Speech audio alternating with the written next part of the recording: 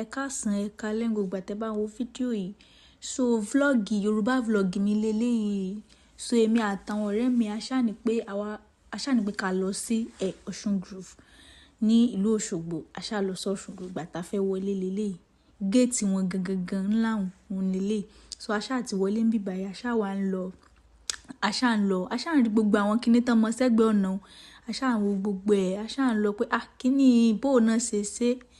Aṣá ń lọ nígbà tá aṣá dé main gate, aṣá sanwó àwọlé tọ́gàdì wa olùfimọ̀nà àwọn leléyìí.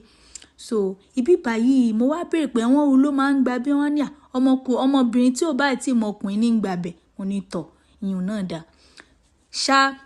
Aṣá wa ń lọ àwọn géètì ẹlẹ́ẹ̀kejì leléyìí. So àti wọnú géètì yẹn báyìí aṣá ti ń lọ, wọ́n ṣáà ń fà àwọn èrè yìí, wọ́n ń ṣàlàyé rẹ̀ fún wa àwọn èèyàn tán jẹ́ láyà.